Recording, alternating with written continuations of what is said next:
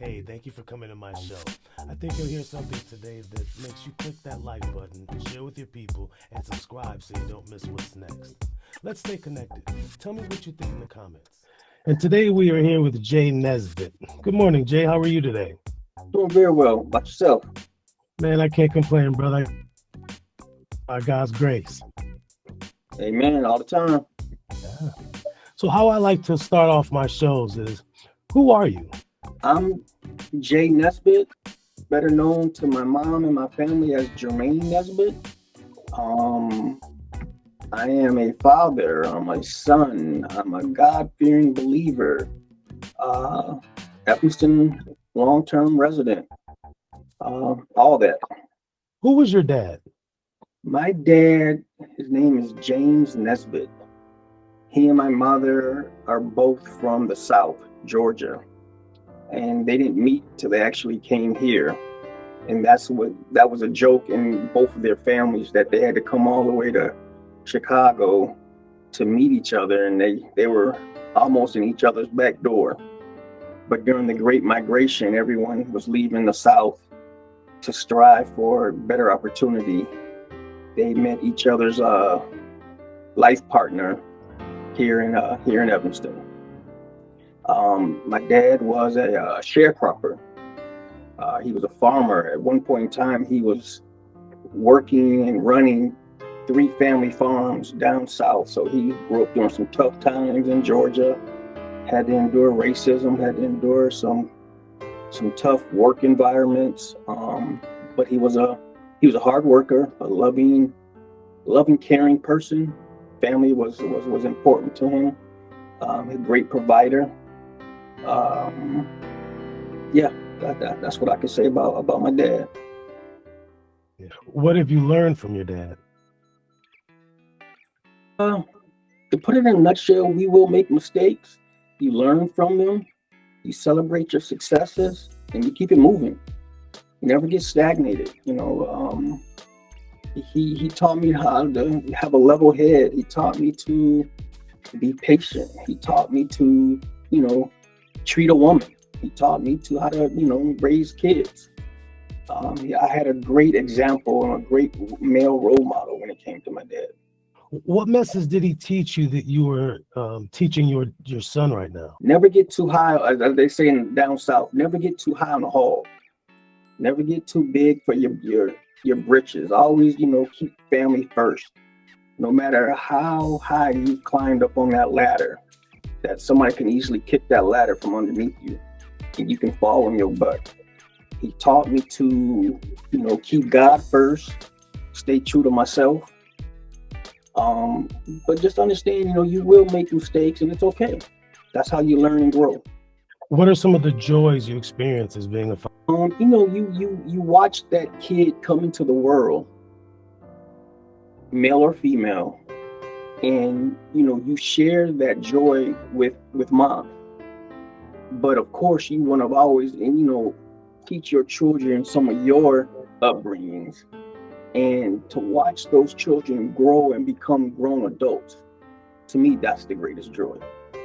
To see that child become an adult, a productive citizen, and to have a family on their own eventually. Yeah, they grow fast though, don't they, bro? The man who I have a senior at LSU, and I can remember yesterday this girl was just being born. 18-year-old. I'm watching him go off to college, and it's I I look back and I'm like, man, you were just born. Treasure that time with them. I tell anybody, spend as much time. Children don't ask to be here. It's the parents' responsibility to take time to nurture, to teach, to show your child that mistakes will happen. Show your child mistakes, that the world isn't perfect. Show your child that the sun doesn't always shine all day. It will rain, it will be dark, but on that other side is when you can enjoy the light. How are the teachings and lessons that you teach your son different than the lessons and messages you taught your daughter, because she's still growing? That's funny that you brought that up. That's a trick question. Um, Unfortunately, but fortunately, it is a double standard with having a girl versus having a boy. My son got into an altercation with a couple girls at school, the end of the school year, and some girls were chasing him, and one of his friends was like, stop and hit him. And he's running to his full speed, like, I can't hit a girl. I can't hit a girl. And the teacher was watching this. I'm like, well, how long was you watching these girls chase my son? And he's like, not long. But the end of the story is my son really wanted to hit them, but he knew I taught him never to hit a girl. No matter what, you will always be wrong. No matter what, you as a male, you as a boy, you are not to hit girls. Now, the flip side of that coin, where the double standard comes in, I've had tough conversations with my daughter. If you're woman enough to hit a man, unfortunately, you better be woman enough to take a lick back, because that girl might not have a parent, might not have a father that is teaching that boy the same thing I'm teaching your brother. And if you are antagonizing him, and if you are instigating that fight and you go off and hit him, be very careful what comes back to you. Yeah. So it's unfortunate. It is a double standard, but you have to teach these girls. Not everyone has the same upbringing as you. Not everyone has the same upbringing as your brother. So just be very careful. Don't put your hands on nobody, male or female. Yeah. Makes that a lot easier. For sure. For sure. As a Black dad, what is your greatest superpower?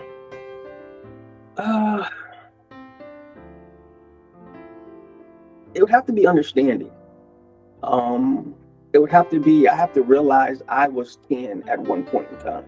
It has to be at one point in time, I was 21. So I've been down that road. I tell my children all the time. I told my son this the other day. He's 10. And like, I've been your age almost 5 times. There's nothing that you can do, say, try to do that I haven't done, thought of before. And I feel like we as parents, we have to sometimes empathize with our children. They're not my friend, don't get me wrong. And there's a certain, goal that we have for our children, but we have to understand we were there at their age at one point in time, making the same mistakes, going down the same wrong path possibly. And we just have to be a little bit show a little bit of empathy and understanding to try to get our children, on the right path. So man, I've been your age 5 times over and some years. Yeah. I'm just trying to help you. I'm not trying to fight you. Not at all. Not at all. But I will say this though, we as parents, we have to give our children a little stretch to make their mistakes, because we wanted to do it. Everything that our parents have shared with us, we didn't want to do. We didn't want to, my mom used to always tell me, you have to come in, by a certain time. I wanted to break the curfew. So I have to realize that my children will break that curfew. My children will be children. Biggest challenges you faced being a dad? I mean, when you and I were growing up, we had distractions, but we had the village, we had the community still helping and nurturing and giving us guidance. This day and age, these kids, it's tough for raising kids now. It's my biggest fear is these streets taking over my children. And it's unfortunate that you don't have Miss Sally across the street looking out for the kids. It's unfortunate you don't have the churches. The churches aren't what they used to be, looking out for your kids. It's unfortunate the parents aren't looking out for their own kids. It's the kids raising the kids, and it's just unfortunate because some kids can be so impressionable. Some kids can be lured to go down a wrong path, and it's just hard raising kids in this environment right now. If I know the kid, like for example, I see your kid, your kid and my kid know each other. So if I see your kid doing something or somebody messing with him, I'm gonna jump right in, because I have no problem. I could get right on the phone and say, hey, Jay, I'm here. This is what's going on, so on and so forth, right? And I would hope that you would do the same for me. Always. I think we're getting back to what you're saying because we have lost that. I feel like as a society, as a community, we've sort of lost that village mentality. But I think we're getting back to that the more we sort of interact with our community piece by piece, you know? And it's the fear of the parent, the other side of that parent jumping on you. Well, why are you talking to my child like that? Because your child was doing wrong. Right. And I tell anybody, and if I'm disciplining my child, it's out of love. And I'd rather me discipline them than the outside world. My discipline is coming from a place of love. And I think once that discipline is coming from a place of love, it lands to the kid because kids want to be loved, right? And you're not going to discipline your kid the way we were disciplined because times have sort of changed. I mean, times have changed, but I mean, look at you, look at me. What's the old Bible verse? You spoil the child, you spare the rod, you spoil the child. And like I said, I don't believe in abusing my child. I don't believe in beating my child.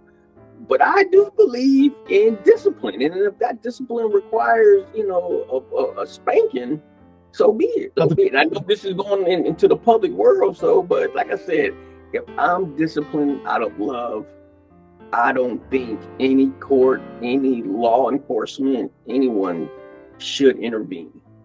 Like I said, I don't believe in abuse. I don't believe in drawing blood. Yeah. But I do believe in discipline. We grew up in the old school era, and that was discipline. It was out of love. It wasn't out of anger. It wasn't out of abuse. It was out of love. So. And then I know we just going in circles, but the neighbor was allowed to discipline. The family friend was allowed to discipline. What role does your own upbringing play in how you parent your children? Elaborate on that. So I asked you what lessons what role does your own upbringing play as far as what one parent does things one way, the other parent does things. So at what point, what role does your upbringing from both of those parents play? I mean, the best way, both of my parents were strong believers in God. And the teachings of you put God first and everything else will fall in line. So as I teach my children, as I try to parent them, as long as I keep God first, and if I come into a space where I need some answers, that belief in God will steer me, and hopefully I'm making the right choice. I'm just a living, breathing example on, my parents I had come from a 2-parent household.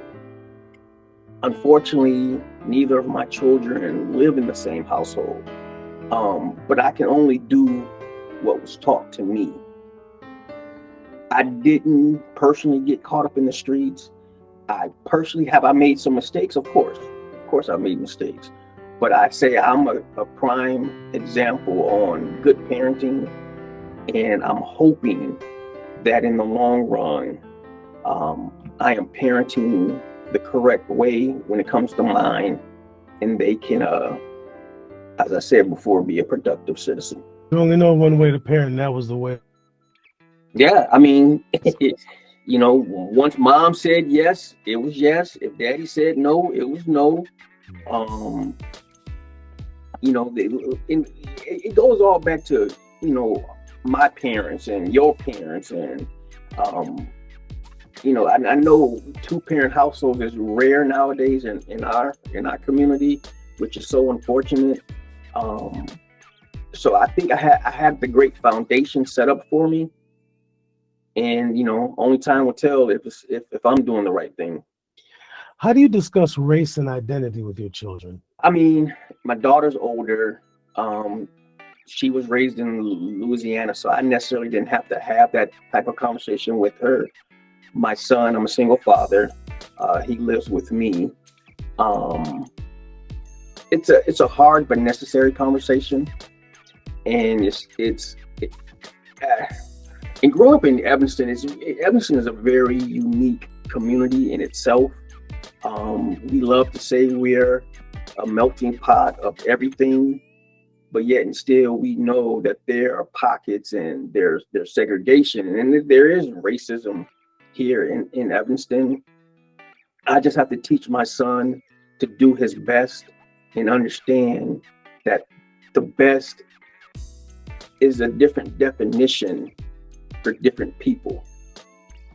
And he might give me that little look and I might say, hey son, you have to do much more sometimes than others just to get recognized for half of your effort.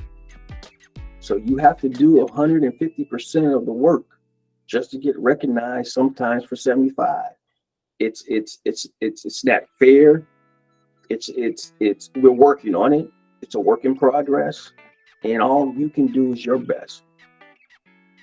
Because at that age, at 10 years old, you never want to really, taint his vision of the world, and you want to set him up for success, but you don't want to really cloud his judgment either. So statistically, we are the worst dads, basically, right? Let them tell it, right? Okay. What will it take for that not to be the case? We can only control ourselves. Mm-hmm. And if we don't like our truth, we need to change that truth. We've been doing wrong. We generally, as Black men, have been doing wrong so long, we think it's right. When I fought to get my son to stay with me, there were frowns. I had to remind the judge that I'm the petitioner, because you don't see that. It's really rare.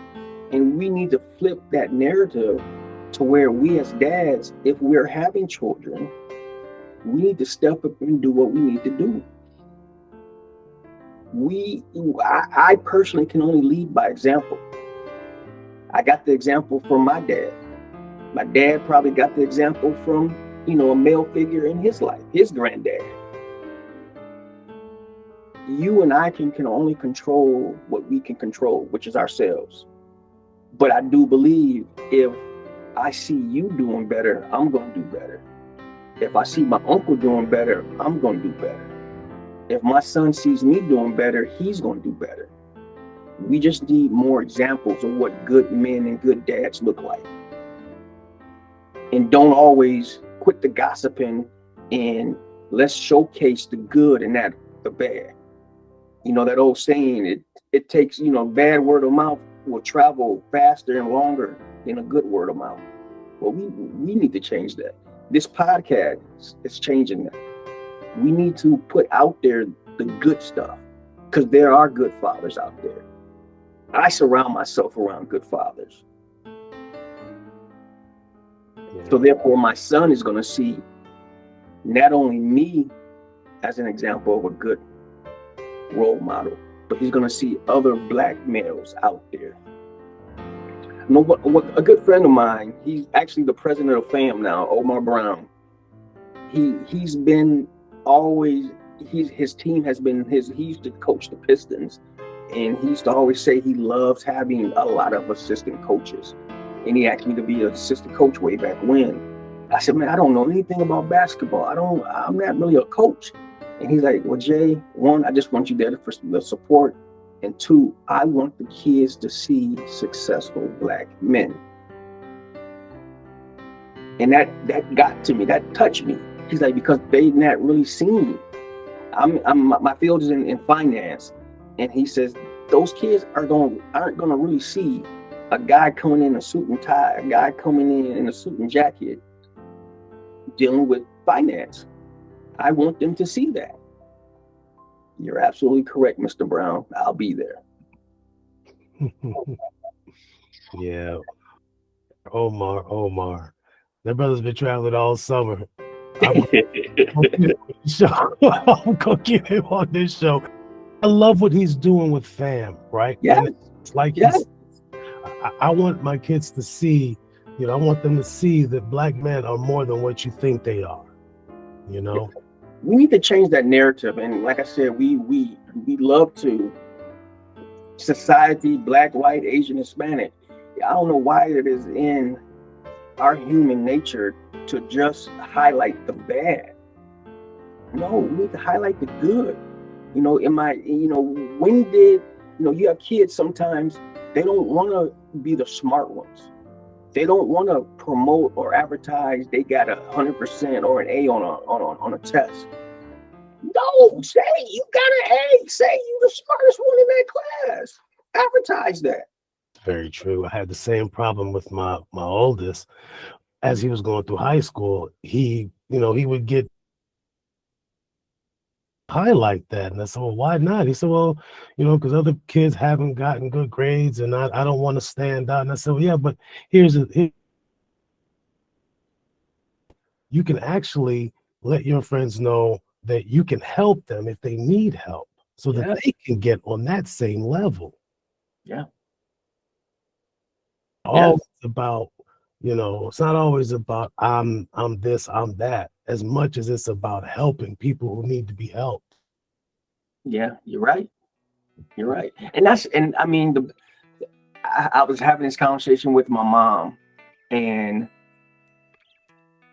I told her on my, I don't want to get morbid or anything, but I told her on my tombstone, if I were to ever pass away before she does, I want on my tombstone to read, service to others is the rent we pay for our room in heaven. Because that's what it's all about. When you asked earlier in the podcast, what did my father teach me? In conjunction with my mother, my parents taught me. Once again, you have to give back. You didn't get to the point where you are by yourself. Someone gave you a recommendation. Someone gave you a good word of mouth. Someone gave you something to help you get to where you are. And it's my job to give back to my family, to give back to my community, to give back to mankind. Period. Facts. Period. It's it reminds me of something my grandmother used to always tell me. She said, have respect and manners. You could be the poorest person in the world, but if you have respect and manners, you are wealthy beyond measure. It's the little lessons, bro. That's it. I mean, and it takes conversation. It takes things of what you're doing. So I thank you for asking me to be, a guest here. I thank you for allowing me to share a little bit of my story. Hopefully, your viewers and you and whomever can get a little bit of something out of how I can, touch them, or how I can, how they can help me. I'm not too ashamed to say I need help. I need a village. And if I'm doing something wrong, constructively help me, enlighten me. Please don't talk about me behind my back. Because it does nobody any good. I like what I see, and I can only start from where I live, and I see some of the things that you're doing, bro, and I really appreciate it. I'm not gonna put your business on blast, but one of the things you're doing with the male group, I don't want to call names. If you, that's fine, but I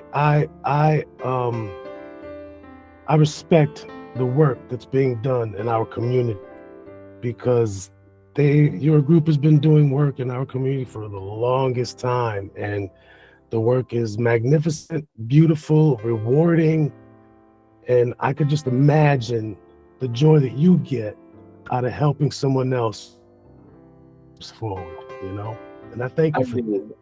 I do. I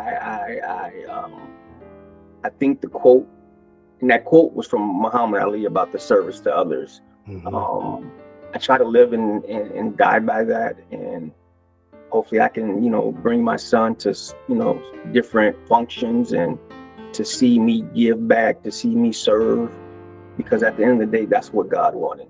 He wanted us to serve. You don't have to have money to serve. You don't have to have a doctor's degree to serve. You don't have to have a formal education to serve. You just have to have a willingness to do God's work. Thanks for watching. I hope you enjoyed the show. Please like, share, and subscribe. Until next time, let's stay connected.